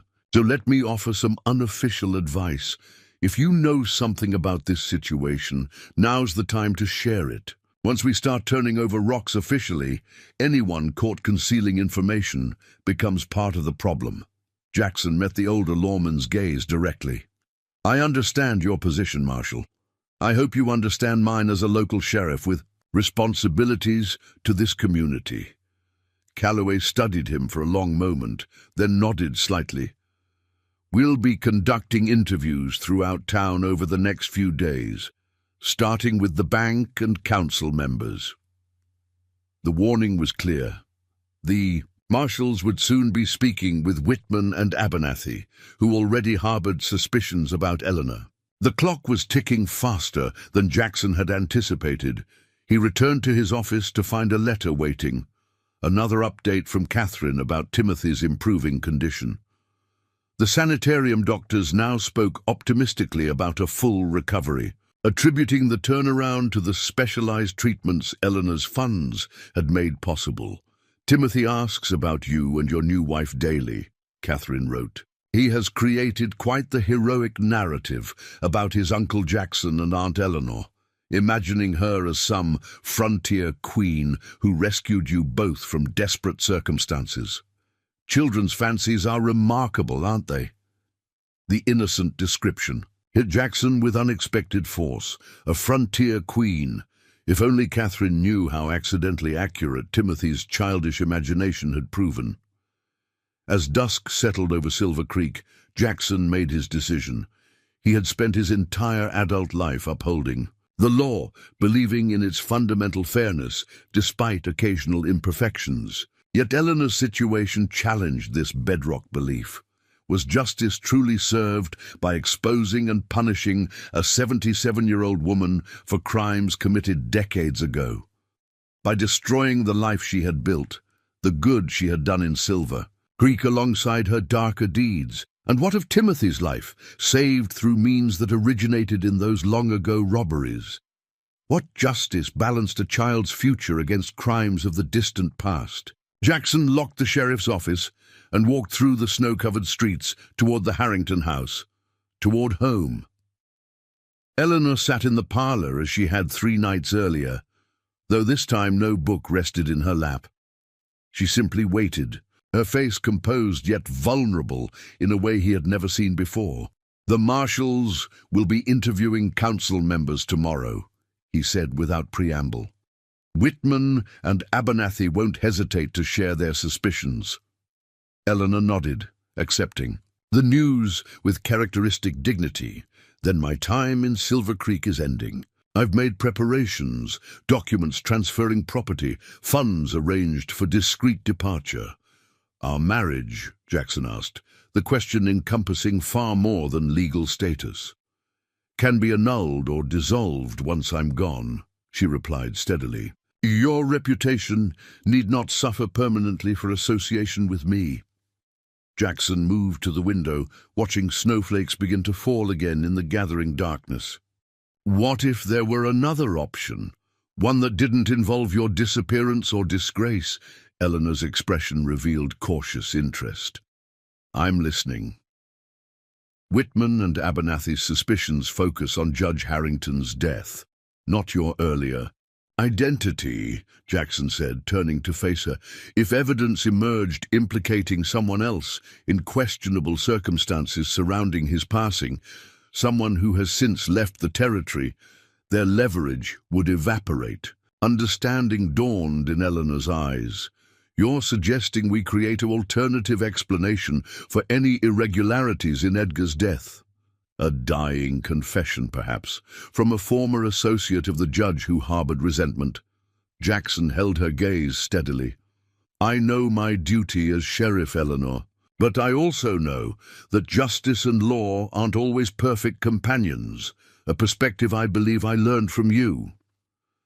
For the first time since he had known her, Eleanor appeared genuinely surprised. You would do this? Compromise your principles? To protect me? I'm choosing a different kind of justice, Jackson replied. One that acknowledges the complexity of human lives and the possibility of redemption. The woman you've been in Silver Creek, the work you've done, the community you've supported, that matters too. Eleanor rose slowly, crossing the room, to stand before him. And us?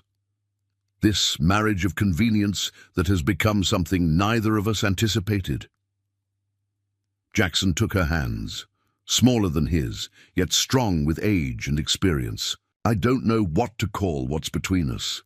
It's not conventional, certainly not what either of us planned, but it's real, and I'm not ready to surrender it to ghosts from the past.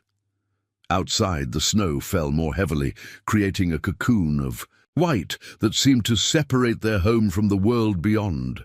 Tomorrow would bring practical challenges, fabricating evidence, misdirecting the marshal's investigation, establishing a narrative that would protect Eleanor while satisfying the authorities.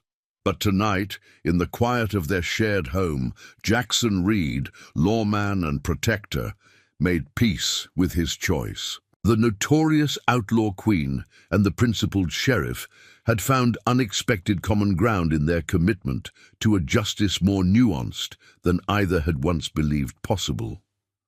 What happens now? Eleanor asked softly, echoing the question he had posed days earlier. Jackson's answer came with the certainty that had eluded him for days.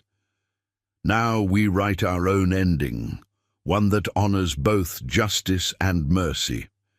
Queen Eli's story concluded decades ago.